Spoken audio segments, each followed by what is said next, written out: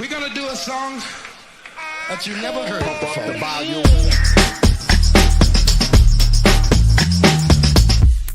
Hear the drummer get wicked.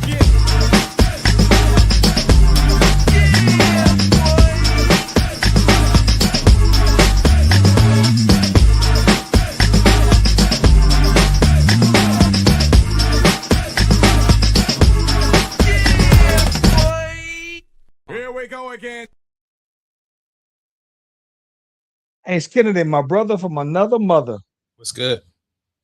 Hey, yo, man, let me ask you this, though, bro. Have you heard that new Quavo song, Trance? Nah.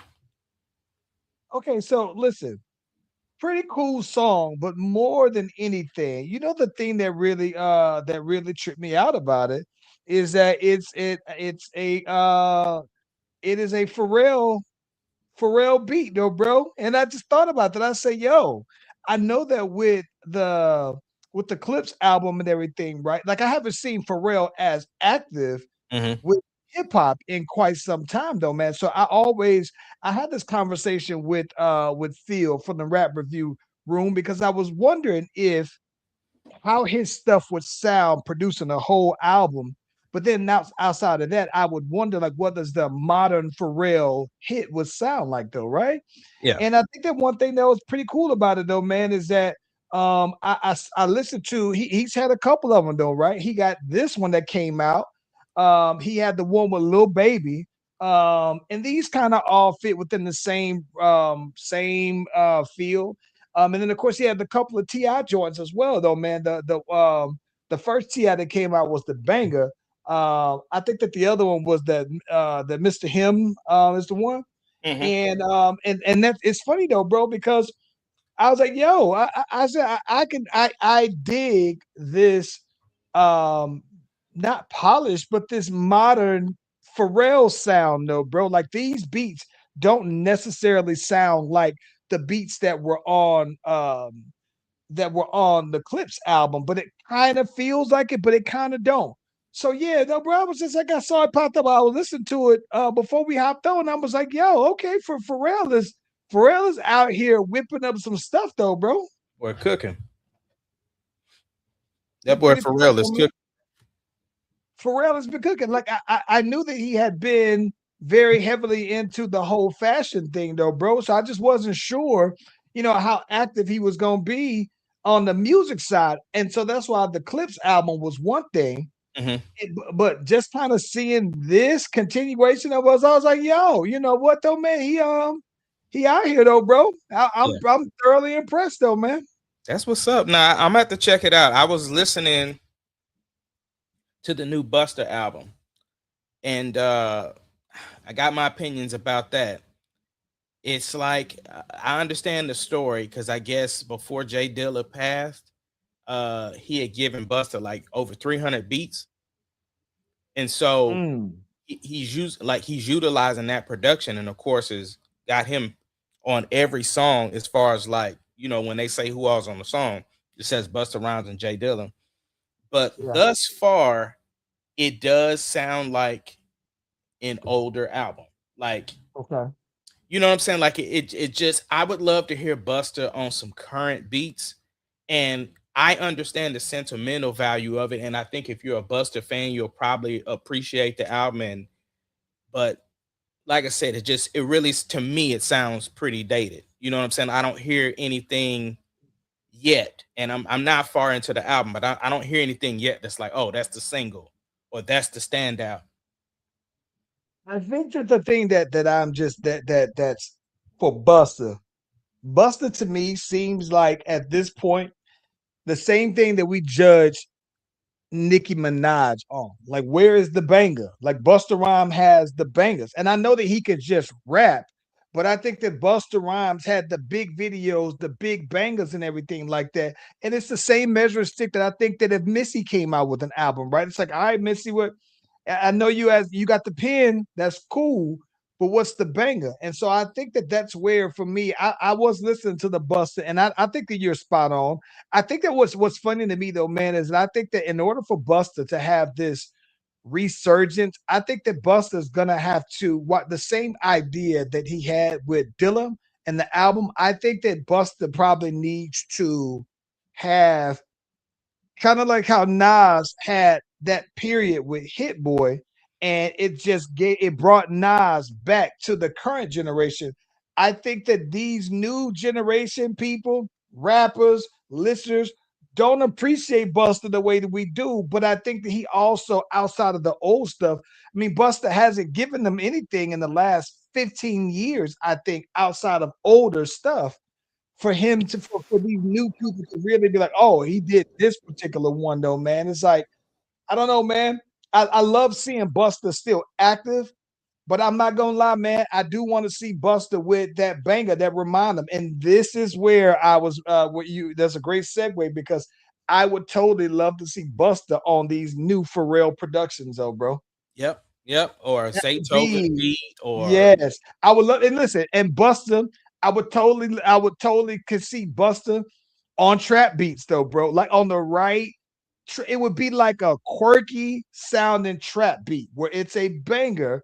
The drums would go. I think that there's a couple people, not a lot of those people that I think that got these that they're not necessarily sample but soulful sound and trap. I think Buster would kill it. And I think that it's just I think for Buster to resonate with this, it doesn't mean that he got to sound like everybody else, Mhm. but I think that it's, I it's would love almost to see him. it's almost how Mhm. we talked about Ti still rapping like Ti, but he was on some Yes. current sounding tracks. I mean, Yes. that's just what it is. And like you Yes. said, if you said soulful sounding trap, then that's Zaytoven all day. I would love to see Buster on something like Zaytoven, something like 808 Mafia. I would love to see him on the boy Turbo. You know what I'm saying? I would love to see him on all of the modern producers and not necessarily say where you are sounding, even the beats don't gotta sound like everybody else's. But I think that and this is the thing. I mean, he Buster is as East Coast, in that area as it get though, bro. And I don't know that that's what he's necessarily going for.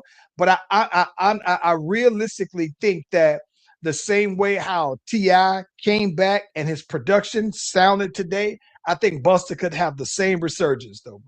Yeah. I mean, shoot, he liked them chick records too. He can get with that boy Young Berg. I don't know. I keep forgetting Young Berg new name, but Hitmaker. oh, I like Hitmaker too, man. And I like the drop Hitmaker. That's why I think it's cool. But yeah. nah, but I think that that's the one thing that's funny though, man. Let's get that music going, man. Let's get these people get started, man. All right.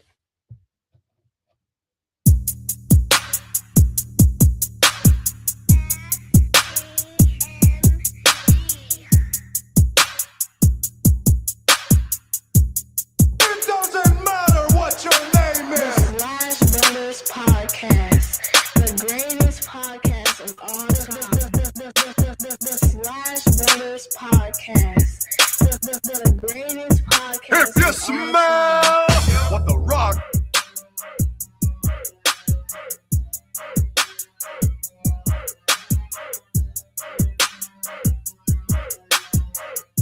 It doesn't matter what your name is. Slash Brothers Podcast, the greatest podcast of all time. The greatest podcast of all time. Listen, if you haven't already, be sure to like, subscribe to the Slash Brothers Facebook, YouTube, Twitch pages, and our TikTok pages because we are live on all platforms at the same time. The 7 o'clock EST, 6 o'clock CST. You click on the notification, you click on the bell, you get the heads up whenever your boys is doing their thing. Ace Kennedy. Hey man, just real quick. I mean, unfortunately, I was out the other day with the fam. We got the notification. Unfortunately, though, man, that Dolly Parton passed away, though, bro. Hey, bro, Bro, it's 80 years threes old, hit. man. The threes hit. Yeah. Hayden, Dolly Parton, and we had Tim Curry. Well, can't forget my boy, Junior, and he was up in there on Menace to Society. He had the little quintessential 90s run. If you was a gangster, he was in Don't Be a Menace. he was like, that's the one who Kane pounded out though, bro. He died too. You remember on Don't Be a Minute? You remember Minister Society? He was like, yeah. I He don't even know said, what you you're talking about. Kane? Yeah, yeah. He said, "Are you Kane?" And then he said, "Yeah, yeah, yeah." He said, "Yeah," and he was like, "Well, you got my sister pregnant or whatever, whatever." And then that boy, he's Yeah. the one that Kane pounded out. He's in all of the movies. He was Junior on Players Ball though, man. Let me see. Yeah, yeah, yeah. But in all of the movies, in the '90s movies, when you see somebody who creeping with the gun, they run like him, and he's mostly known for that. Samuel Monroe Jr. Yes, he had been having like some issues with like meningitis, I think, and he's been Hmm. dealing with some stuff for a little while. And I saw that, his family was just saying, like, keep him in your prayers or whatever, whatever. And I guess he basically succumbed to that though, man. But yeah, but I always know him, Hmm. you know what I'm saying, from juniors on Players Club. But outside of that, it's the creeping though, man. He was on Minister Society. When he walked off, he's looking around, and every time they have all the gangsters in the movies in the '90s, Hmm. all of them ran off like he did though, man. So yeah, man. But um, let me ask you this though, bro. I think that the one thing that's very interesting to me about Dolly Parton, I think that stands out to me is you talking about when you got hits and you got a body of work and you're still active that stands the test of time. When you talk about there are people who recognize Dolly Parton today, she is like to me. I would say like the equal to how Snoop Dogg. It's like even you I don't know anybody who don't know who Dolly Parton is, even if they don't know any of her songs, though, bro. Yeah. Global icon. Global And very, icon. very sweet from what all accounts that most people have said about her. And very humble too. I know they were talking about that Tennessee was trying to put a Dolly Parton statue up at a time, and she was like, "Listen, right now is just not the time. Like, there's so many other things. Like, maybe later on down the line, if you guys, think about that, or if I pass or something like that, I would, that would be great. But just real gracious, real personable, and like you said, everybody knows her, even if it's not even for her music, they just know who she is. So I think that it's people are definitely celebrating in their own way. I've seen a bunch of different tributes on Facebook. So yeah, it's definitely moving in the masses. There's a whole thread on threads, right? Where the girls are celebrating by having the boobs sitting high up today. Yeah, like I Half said, people staff. have. What's that say? Is it half staff? High staff? Was it half? Half staff? Hey, I don't know what staff it is, but Ladies got the boobs sitting high today for Dolly Parton, though, man. yeah, I'm not mad at that. especially yesterday for Tuesday, or well, 2 days Yes, ago for Tuesday. yes, yes, yes. Though they should run that for the whole week. I don't see why they wouldn't. Yeah. So we're gonna get What into else this we got top on deck story today, first. man? Yes, Let's get into this top story. The boy Stephen Anthony Ruckus Jerome Smith, Stephen A. Smith. Uh oh, that boy cinematic checking in. Stephen A. Smith was given the thumbs down award by the Black Broadcast Association. I don't know the official title for them, but uh and he did not take that well. Uh right. and here's the thing. I don't mind him having an opinion about it. I don't even mind him getting online to comment about it because they did it publicly, so he's allowed to publicly comment. I Sure. just think how he's doing it and some of the response that he's given isn't relevant towards what the actual reasoning behind them giving him that award. I don't feel like his response is matching.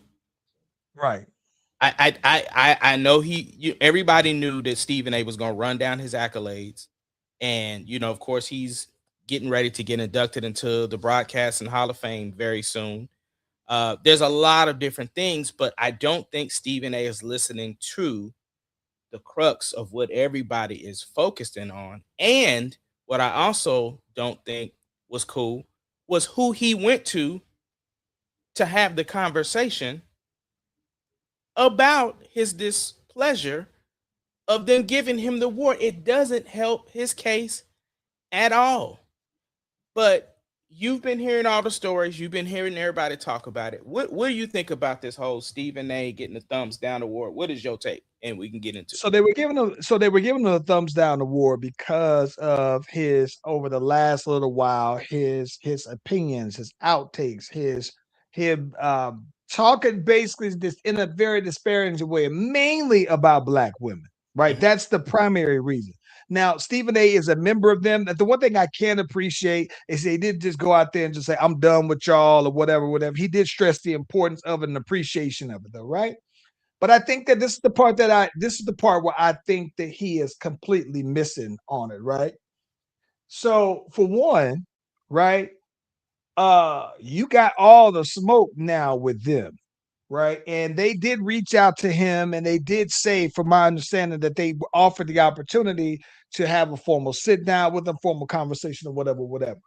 But I think that the part that gets me the most, though, right, is that you didn't have that kind of smoke when the 45 was calling you all kind of low IQ and all kinds of. It took him basically almost calling you smut in order for you to basically say something to him. But for these black women and for this black association, you go at it immediately, right? And to your point, I don't think that, like, when you go ahead, and this is my thing about it, it's like when you go ahead and you start talking about family business to other people, that's what you were saying. That's like me. That to me, that's almost like that's like if I'm talking about Slash Brother business, right? Over something that you and I talked about, and I'm having this conversation with a complete outsider, though, bro. It don't line up. I think that with Stephen A, I think the big thing is I honestly feel like, bro, that Stephen A. Smith is so consumed with the personality of Stephen A. Smith, the character, the person, the personality, that you and I we always talk about how sometimes you can separate the man from the music, separate the man from the art. I don't think that he's been able to separate the two. I think that he's responding as Stephen A. Smith, the character, so much so as a lead that he's not able to basically take a step back and say, hey, you know what? Is there some validity? It's one of those things where it's like, y'all gotta be wrong, right? And Stephen A. Smith, the personality would say that, would take that opinion, would basically defend that, right? But I don't think that he could. I don't think that Stephen A. Smith, the person, the character is so outweighing the person that it's not allowing him to be like, well, if everybody But is when saying it, bro. but when has Stephen A ever felt like he was wrong? That's a good point. That is a good point. Okay. I've heard Stephen A. Smith recently, as recently as 2 months ago, maybe. And I know you don't watch First Take as often, as these days, but he did apologize and say that he was wrong about his critiques of Kyrie Irving. He went out there and said, "No, I had an opportunity to meet with Hold on, Kyrie because Irving's parents." you broke up. I don't know who you said. Okay, I'm sorry. Kyrie Irving. He went out a couple of months ago. He was like, no, I was wrong, right? I got more information than what I had at the time when I was spewing out my opinion about something. I was giving my opinion, and I didn't have all of this additional context that I have now. And that maybe if I would have had this context, I wouldn't have had that position back then, though. But he apologized then.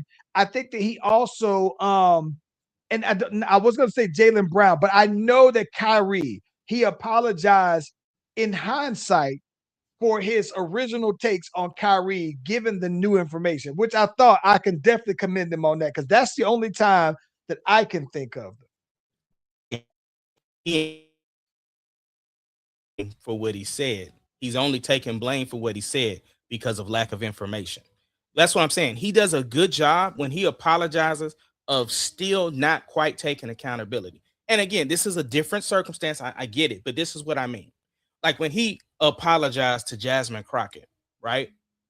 He didn't apologize for anything that he said. What he apologized for was how it came across and how some of her uh adversaries were using the information. So he apologized for how it fed into their narrative, but he didn't really apologize for what he said or how he said it to Jasmine Crockett. And those are the type of apologies that I typically see Stephen A do.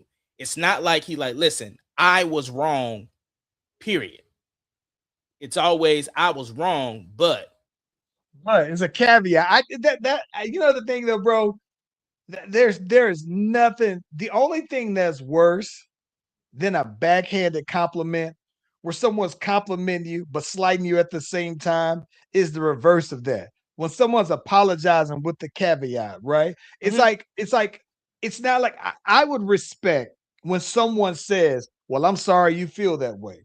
I would respect that more than someone saying, "Yeah, I'm sorry. However, I'm sorry, but usually I'm good on needs. I'm sorry, but like, nah, I would rather someone tell me, hey, I'm sorry you feel that way. Cause I know people who hate that, right? Because they feel like that's not a real apology.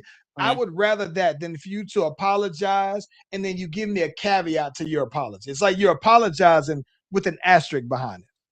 Yeah, and that's where I sit with him. It's like he cannot step away from himself to look at what they were saying because again, when he's talk what his response was like, I was raised by a bunch of black women. Okay, well then why they didn't teach you about how not to talk about black women then? Let me Because ask you this though. Do you think he's losing? Do you think this is the thing? Well, we're not this is gonna sound like a very like it's all like not to say he's a savior, but do you think he's losing either his black audience or increasingly losing the respect of his black audience fan base? 1000%. Like here's the thing. It's a catch 22, right? Because he is black, he is one of us, and he is very successful. He is one of the faces of ESPN. So you would like to think we would want to root for him. But when his voice doesn't sound like us anymore, that's what people have a problem with. Nobody is trying to tell him to go and lose his job on ESPN. But the problem is your platform is where you talk about the external stuff. So on your platform, you can be our voice. But a lot of times it don't sound like that. And like I said, when you were going on your rant about why you think they got the award wrong, you didn't go to any black networks. You didn't go have the conversation with Roland Martin. You didn't go have the conversation with All the Smoke. You didn't go to Ryan Clark and them, the You Pittman. didn't go to Joe and Jada. You didn't go to on Michelle Obama show. You didn't go to the Breakfast Club. Joe Budden. You you didn't go to Joe Budden. You didn't do any of the black media. You went straight to your white friends. And that's when people are just looking like, bruh, this is why we know you don't get it. Because this, I, like, I think. Listen, I agree with you. I think that part of the issue where I believe Stephen A. Smith is started losing at an increasing level his black fan base is when he started to enter politics. And that's a touchy thing because I think that to me, a lot of times it's black people, right? So it's like if you are going to get political and you are a face, right, to some people for black America, if you're one of those faces, then you open up yourself to be criticized on a very harsh level when your political ideologies don't seem to align necessarily with what the average black person might think. And it's fair that you might feel like, well, I'm an independent. I can think that way. Politics aside, you are a member of Black culture. And that's first and foremost. Before Yeah, you but are a Black politician or a political thinker, it's culturally. That's what it's tough to see someone who we think is part of our culture speak in a manner that's not aligned with what we traditionally see culturally. yeah, but that part I'm not as upset about because I will shoot him some bail on just like you shot him some bail. He does a very good job before he says any of his political takes. He tells you over and over again where he stands, what he aligns with, and why he aligns with it. And I don't have a problem with him not so much like leaning towards the Democrats because he poops on the Republicans and the Democrats, and I'm okay with that because even though I vote most of the times towards Democrat, I do understand where I'm like, where does people's thought process align with mine, if that makes sense.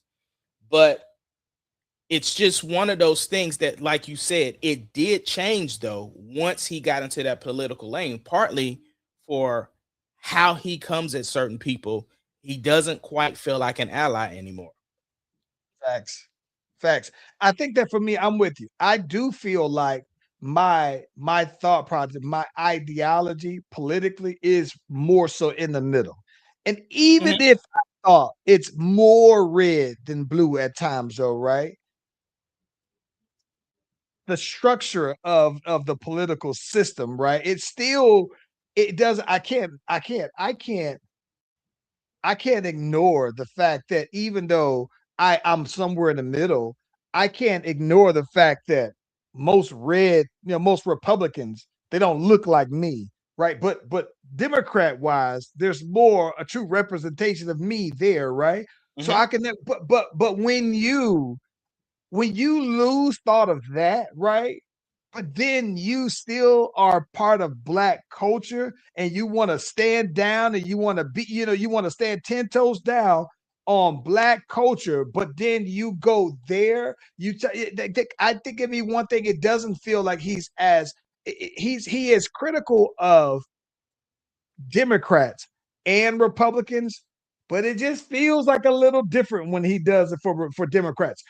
Partially because he is going after a lot of the Black women that are involved. Jasmine Crockett specifically, though, it just seemed like he don't have that same venom when he's going at the Republicans, and I think that it's probably because, to me, I think that he still is trying to teeter and be on the safe spot. Right, I But think he wants there's a there's a fan base that he is trying to gain and attract by him doing that, though. here's the problem though.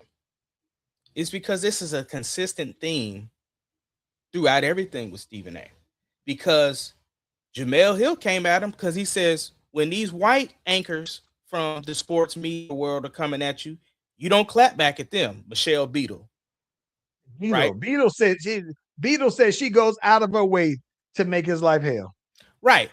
But Stephen A don't clap back at her, but like when Kerry Champion was going at him, and he Stephen A loves I, to. I think that he responded to Jamel Hill and Kerry Champion because he I think that he was more personal with them, and I think that I don't know his relationship with Michelle Beadle, but I think that for him, he's like, no, these were my friends. Beadle may have been a colleague, but he considered them to be friends. No. I understand that, and I agree with you. Some people you just don't. They can say what they want to say. Some people don't deserve a response. It's just the appearance, though, that because again, you have now in the sports world, in the political world, where they say when it comes to white people, you don't respond the same way. But if Black people say something, then Yeah. you ready to bring out the artillery. So He proves yeah, him right. He proves everybody right who has that opinion about him, though, bro. yeah. He does nothing at all to help, though, bro. He Nothing. doesn't. And I again, I know he is a corporation, which is why, because a lot of people is like, why him as an individual got the award? Because I think he's only like the fifth or sixth person who's gotten the award outside of corporations, but Yeah, his voice is that big. And it so is. when your voice is that big and you have not got down on one, not even two, not even three, but like four black women were listed in your reasoning as to why you got the award, that's the problem. It's like, bro, you started out your apology very well by look, I listened and I heard, and I'm constantly trying to do my best to be better every day. That was fine. And then to just say, I disagree with them giving me the award, and here's some reasons why. If he would have just, even if he would have just left it on just his podcast and left it alone, I probably would have been like, I get it. But when he Chris Hannity and whoever else that he went on, like the whole Fox team, what all when he went on the white broadcasters, then it was just like, bro, And listen, and this is the thing.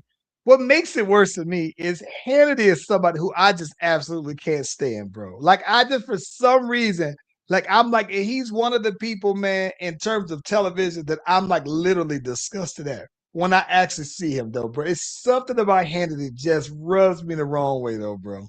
and then it's and then it was like when he was like, yeah, and he talked about Jasmine Crockett, and I can't stand her because she says some silly things. It almost made it like everything that Stephen A said about Jasmine Crockett, it was like bringing that junk back up because it was like, hey, we agree with you. Like, how Yes, could they do that to you? yes, Oh my gosh, yes. that it just, Get out ugh. my face, man. He listen, man. I'm gonna be honest with you though, bro. He does no favors at the he does himself no favors to fight back the criticisms that I think are very fair. Like I understand that you can have a fair criticism, but you Mhm, can have a very fair response. But I don't think that he does. I just don't think that he's doing himself any favors though, bro. absolutely not. Let's move on, bro. Did you get a chance to watch that Joe versus Donnell? I saw some of it. I saw the highlights, the main pieces of it though. Okay, I watched it from beginning to end, and people, Mark was texting us during the verses. Mark Dang. knows everybody. He watches faithfully when them things go live, and he was giving us the rundown, the play by play, and he was Yeah. talking about how they needed to fix Donnell's mic. Charlie V. When they say something's up with the mic, you lost. No, but that's the thing. I know that there can be technical difficulties. I've been at shows where mics have gone awry. It wasn't the mic, bro. It wasn't the mic, huh? No, it wasn't. It wasn't the mic. It was Donnell. They just needed to fix his voice. Oh Lord. Because here's the thing. This is what broke my heart. Because I could have shot Donnell some bail. Like, hey, maybe he just getting over a cold. Because in the second half, he sounded decent. It was the beginning. He didn't know his words. He just Dang, he wasn't sounding good. But this is what took. dang. Hey, this is what hurt my heart. What hurt my heart is, first of all, let me give him his props. I did not know some of the songs he had wrote and produced, but he brings out 702, and they did Get Together, Get It Together, my favorite R&B song of all times. It's probably my favorite. It's probably if it's not my favorite of all time, Yeah, it is it's mine. definitely and I don't want to be a prisoner of the moment because there's some Jodeci's in there though, man, that I don't want to just forget about, right? I know, but every single time that song comes on, it gives me the exact same feeling. That is my I song. agree. Yes. Yeah, it feels They, like when they come out in 95, 96, it sounds like that all over again though, bro. yes, they sounded horrible. No. 702 sounded horrible. I was reading the Not comments, Mila, bro. bro. Listen, they said 702 out there sounded like 251, bro. They No way. It No was, way. oh my gosh, bro. You know, it's funny though. I've always, speaking of 702, I've always loved Mila. I've always like. It was funny though, man, because you know, like there's sometimes you might follow people on Instagram. Like for some reason, I follow her on Instagram immediately though, bro. Like when I first got on Instagram, there was like 10 people who I remember when I was like, oh, Instagram's kind of cool. You know what? I'm gonna go ahead and follow. And I remember Brian Michael Cox, right, being the first person I followed was Brian Michael Cox for some reason. And I Mhm. think the Mila from 702, man, was she on there then? It was 702, the group. I think I at least looked to see if she was on there though, bro. Yeah, I've always been a big fan though, man. Yeah, her and Brandy, those are like the two. Let me see. I'm But trying to see if I can find some video of the 702 so you can hear it for yourself, bro. no, I've always no man, 702, the Get It Together was always one of those. Because I get so when it comes on, I know exactly where I was then. I can tell you what was popping that particular year, everything about it though, man. It's such a very nostalgic song though, man. Yeah. Yeah, yeah, that's what I thought. Came out in 96 though. So we was sophomore year, sophomore junior year. Let me see here. Screen share.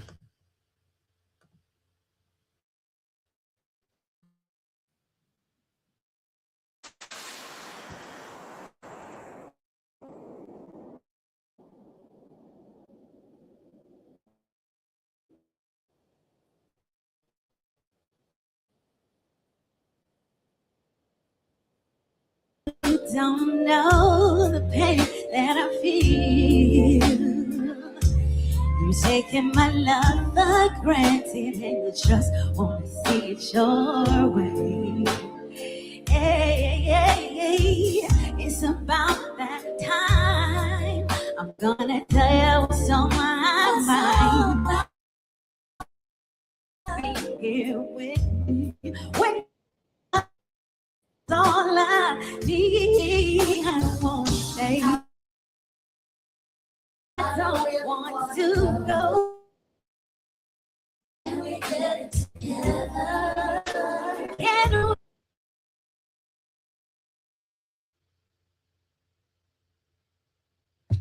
Listen, it ain't gonna get no. It actually gets it Okay, gets listen. So much you know worse. what's crazy, bro? What's So up? let me tell you what's crazy. I've actually gone to a concert and saw them sing. I'm mad at that clip because I've gone to a concert. To see I went to a concert that was the ladies of R&B. It was Escape SWV and 702 was there singing this, of course, and some other songs. Maya was there. And I'm going to tell you this when I saw them sing, all of them in person sounded exactly how the record sound. No voiceover, especially SWV. But you had some background vocals, but lead vocals, and I heard them sing "Get It Together," and I know for sure that they can sing it well, bro. Because I I've heard I it. I know that they can too. Something was off. Something was off. Like I said, it was outside, but the band though. Listen, his band was A1. Both of their bands was A1. But Joe was clearly in control. It almost Joe had the swag of Tank when Tank was versing Tyrese. He had that type of swag. I'm talking about Joe was out there. He was dancing, and then had the ringer in the bag when he brought out 50. He knew when they did the theme song to Power, bro. It was over. It was It was over. over. Yeah, and then he was like, Donnell, he's I got you. I'm about to make I'm gonna force you to pull your song out. Because he did a Fat Joe song or something like that. And then so it made him pull out the Big Pun song. He said, I knew he was gonna do it. Like in. You had to do it. So it was just the gamesmanship. Now, don't get me wrong. Them boys was straight R&B. Like the suit was sick. I love Donnell's suit. I loved his hat. I just wasn't quite feeling his voice, but because like songs that he should be singing, and then you point the mic out to the crowd. And here's the thing: the internet is undefeated. Because if you go and see the memes of people doing Donnell Jones, bro, you could just go down a rabbit hole because it's almost like when the Tyrese, the turtleneck. It is the turtleneck of the verses, bro. Is people when he was singing you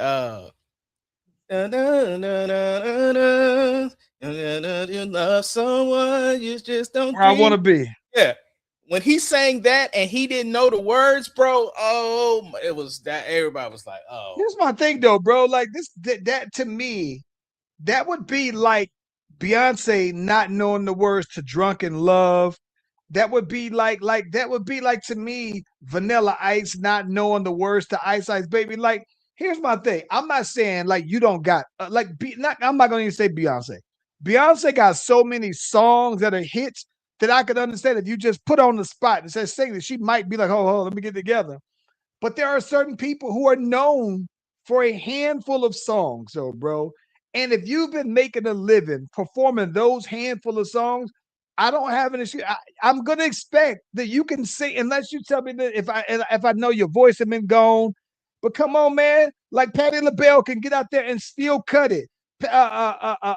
Shaka Khan still can get out there and get it though, bro. That almost makes me mad as a fan. I have forgotten words to my songs as well.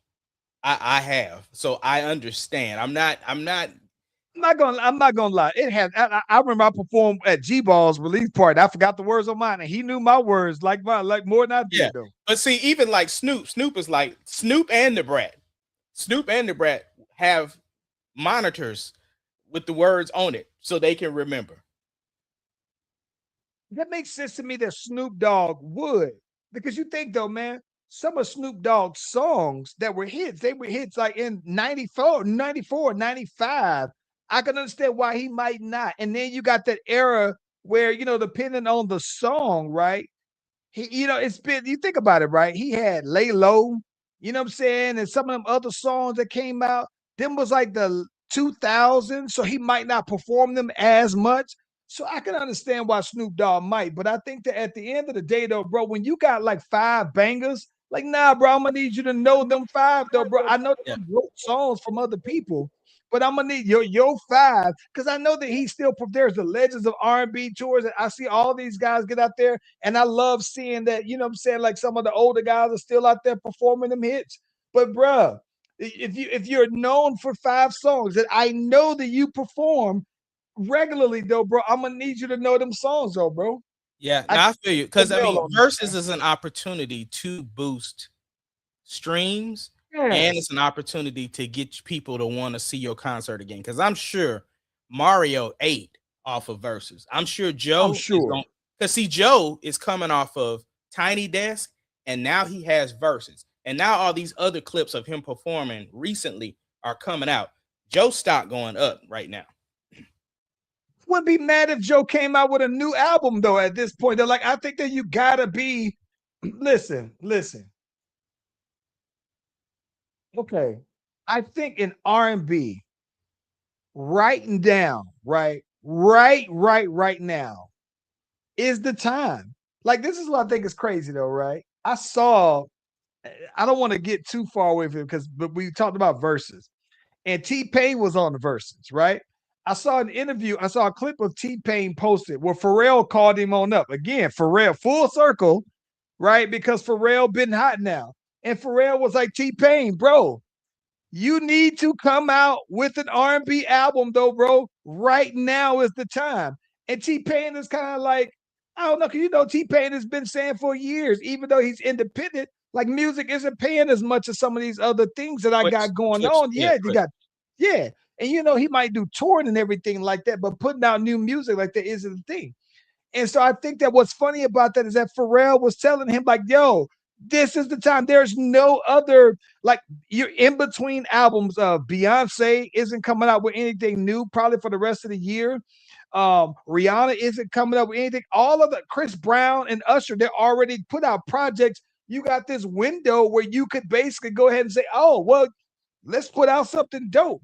And I think that even with Joe now, I think that Joe, this will be a good time to where you put out, if you say, listen, I got the song of all songs, I'm putting it out right now. It's like now is the time for R&B though. But I don't think that for hip hop that window is as open for someone new. But I think that for it's like old heads, right? This is the year of old heads putting out music, and I think that if you're an old head, you gotta release music this year, though, bro. Yeah. What else But we no, got? but listen, I'm gonna be honest with you. I was very surprised to about because I never knew until this that Donnell Jones wrote 702 to get it together. I didn't know that until then, right? Yeah. Which is crazy Hey, with that being one of my songs. But that was what other songs did he write that you were surprised to hear about? I think Joe wrote an Usher song. Joe wrote all the time I think of you, holding on to someone new. Don't make me lose my. It's one of my favorite Usher songs, and I think that's so underrated too, though, bro. Yeah, Joe A wrote that, bro. very So he said, underrated song. I yeah, because he feel was so like, I wrote strange. this from Usher tour right now, but I'm gonna have my boy sing it. So yeah, that's how I found out. There was another song that Joe, Donnell wrote, but he. Let me see. Let's see if I can just pull up. Let's see, Donnell Jones. Let's see what songs. Okay. No, Donnell, Think of You was written by Donnell Jones, not Okay, Joe. okay, okay. Yeah, think of Uh, you, and then get it together. I think those were like the two big breakout hits that he wrote. Because they say him, Usher, and Faith wrote that. Okay. yeah. Listen, man. Well, see, I was listening to it while I was on Spark, so maybe that's why I got it mixed up on who did Okay, it. okay, Yeah, okay, yeah, okay, okay, okay. Yeah, I think that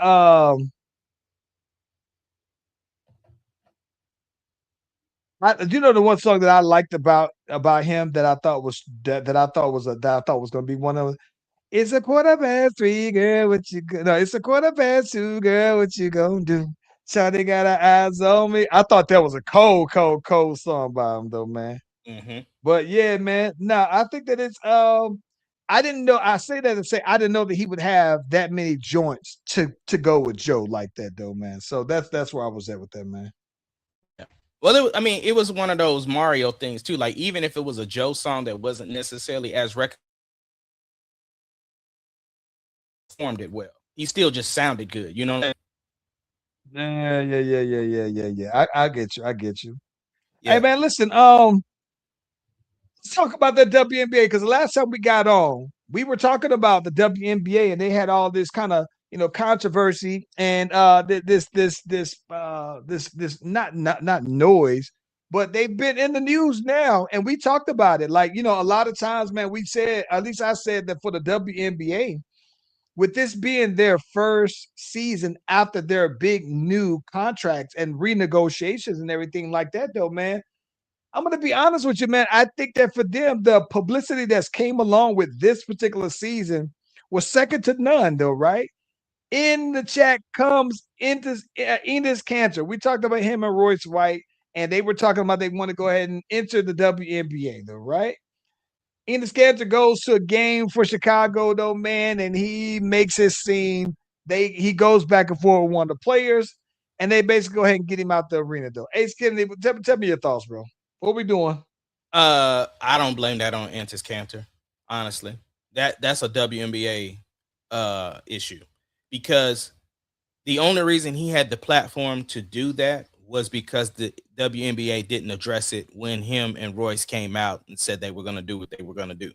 the thing is that he came in. He obviously he was planning it. He had the shirt on that said, you know, woman is a noun, and uh, uh, you know, being human or something like is something to that extent.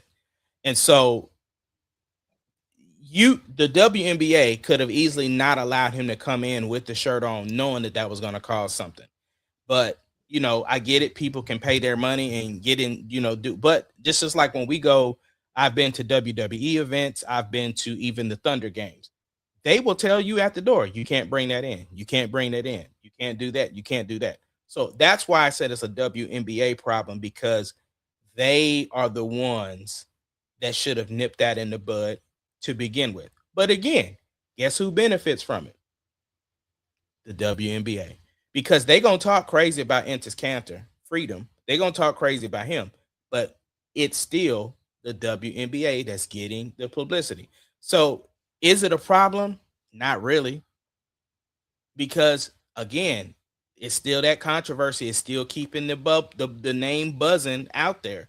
So you know the NBA hasn't started yet, and then NFL's getting ready to kick back up. College football getting ready to kick back up. So you gotta keep that name going, and that controversy helps it. So, you know, Yeah. I'm not mad at it. Yeah, Yeah, I'm not I'm not mad at mad. either side, because at this point, if you enter Canada freedom, you gotta double down. Listen, man, I'm not gonna pay to go to a basketball game to argue with no woman, bro. I'm not gonna pay money to go argue. That's the one thing I think that makes you like a clown for that. Listen, I mean, on some point, the only thing I can give him the okay on is if you feel like you feel a certain way, you double down on it. All right, cool. That's one thing. I just think that this is my thing, though, bro. If I'm just the WNBA, like you said, because they're not saying anything about it, I'm not gonna allow you also to make a mockery of my league, though, bro. And so for that in itself, though, man, they would have to come out and formally say anything. I do kind of respect the fact that again, by them not saying anything, it's like you letting it marinate, though, bro. You letting it No, marinate. they Maybe finally you, came out and said something though. yeah, but I don't like this is my thing. It's where I don't think that his point was wrong, right? I'm probably more inclined to agree with ultimately his point. But I think that at the end of the day, I think that sometimes how you say when you talk about how you say something matters. That's where I think that that's the thing. It's I don't know, bro. But listen, I think that again, I've never and you think about even on the heels of that, Angel Reese scores 26 rebounds, has a career high 30 points, though, man. You got a lot of girls out there that are hooping this year, though, bro. You Mhm. got Asia Wilson still doing what she do, though, man.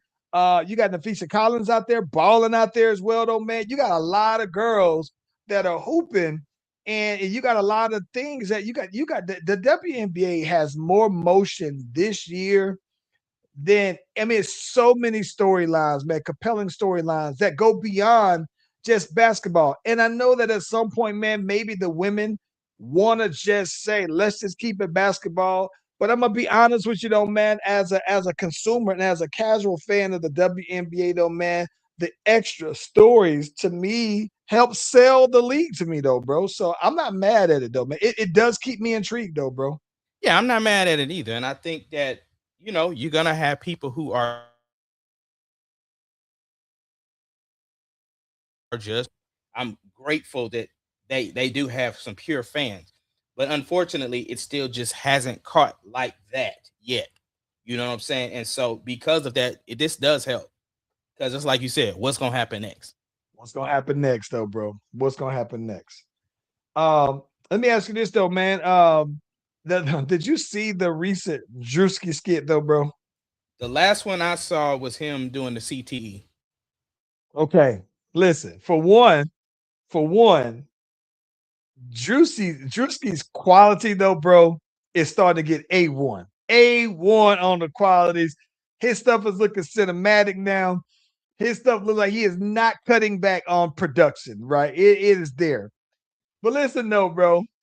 The one thing that I can the one thing that I think makes Drewski's comedic skits so hilarious is that there is a fine line of truth and a fine line of like not disrespect, but you that will piss you off. And he does a very fine line, does a very good job of walking that fine line where you see the truth in it, but you can also see how somebody would be offended by it. And to me, I always think that it's almost like it's like this. It's like to me, I think that a good joke about race makes all races joke, even the person who, even the race that they're joking about, right? If that race isn't joking or laughing at it, then I don't think that it's a joke. It's a funny joke. I think it's just intended to be offensive. I But think that what here's Druski did on this one, yeah, what's up? no, go ahead, go ahead. Yeah, but I think that what you can see the fact that he called as Ray Price is just wow, right? As the character on there. But I think that it's like it's what everybody thinks but isn't saying, right? That's what I thought that was good about it. But I can totally see how somebody would be offended by it, but they're offended by the truth though. And that's what makes Drewski's skits good. It's like, yeah, you can be offended by it, but it's truth. I Here's the thing. What Druski does a good job of, he picks on everybody. Everybody. Equal opportunity get it, right? What it is that it's the one that's close to your heart that's gonna quote unquote offend you. It's almost Mhm. like how people were getting on Tony Hinchcliffe, right? For some of the jokes that he says, not understanding that Tony Hinchcliffe comes at everybody, but you're not gonna get to see that because the one that bothers people, that particular community, is talking about it, and so you haven't heard him get on everybody else. So it's the same thing with Drewski. Like people were saying that he was coming after Charlie Kirk Clark's his wife, and Yeah. it's just like he comes after everybody. So I just feel like it's sketch comedy to a whole new level, and it's independently done, and I think that's what's I brilliant. I love it. And I think that to me, like I said, I think that like I've seen like if you're telling if like I said, if you're telling a race joke, if you're any other race, and if I'm watching you tell this joke about black people, if I don't if I laugh at the joke about black people, right, then it's a very well delivered joke. I don't get offended easily about stuff like that. But I'm just saying that if it lands, if it makes me laugh, it's a well landed joke. It's good though, bro.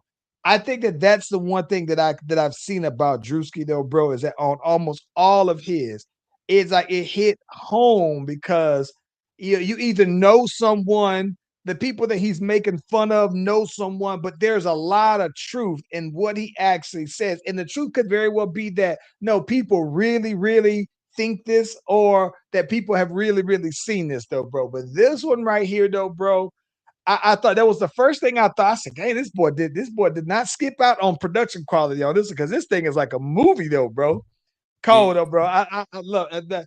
Haven't been disappointed in one just yet though. nah, he point, bro. Give him his props for real. 'Cause Yes, I remember when I used to man. first see Drewski, I thought he was annoying, but then not like not annoying, but he it just wasn't for me yet. Now it's just like he's that Yeah, dude. yeah. I agree with you, man. I have it's cool. I'm not gonna care. And I think that the one thing that's pretty cool though, man, is that seeing that we hoop at Briscoe Park and everything like that. There's a few guys that I'll see in his skits that hooped at Briscoe Park that got family at Briscoe Park. So I think that for me it's still like a very local thing though, bro. That's what I think is real dope. It's good seeing some of the young boys out there, getting that look like that though, man. That's what I think is real cool though, man. Yeah, Yeah. yeah, man. What you got up for the week or the Man, so rest of the you know week? what's funny though, bro? I am I'm charging up the camera batteries though, man, because I'm planning to go ahead and set up to shoot this red light though, bro. So I'm excited about that. I'm trying to do 2 shoots today. I'm not today. I'm setting up to do the red light and I'm setting up to shoot the other one though, man. And I'm finally deciding that I'm gonna tap into this AI and see if I can get some stuff popping with that though, man. So I'm pretty excited to do some visuals. And plus, I'm linking up with the pros, though, man. It's the homeboy Damien's birthday coming on up on next Sunday, though, man. So it's good to celebrate the real. And so, yeah, man, that's what I'm gonna be looking like over the next couple of days. So what's good with you, though? Hey, tomorrow I'm singing at this K1 fighting event. The winner of the event is going off to Tokyo. It's going to be at the Trey Young Event Center, which is a huge venue out here. They do a lot of AAU tournaments and stuff out here. So it's a nice venue. It's going to be a lot of people, very professional done. It's going to be streamed. So it's a good look. So I'm excited about that. That's popping off tomorrow. And then checking out the girl Lele this weekend. So yeah. That's about it. Where you going out to Arkansas or are you going Yeah. Okay, that's dope. Yeah. Other than that, though, man, I think it's good. I'm pretty excited, though, man. I think that this week has already been. This week went by very quickly, though, man. And so I want to go ahead and have things pre-prepped so that all I got to do is step in there, though, man. So yeah. It's gonna be pretty dope. That's what's up. Well, look, let's get these people out of here, man. Thank y'all for joining us from ATL to OKC. We are the Slash Brothers. We out. Peace.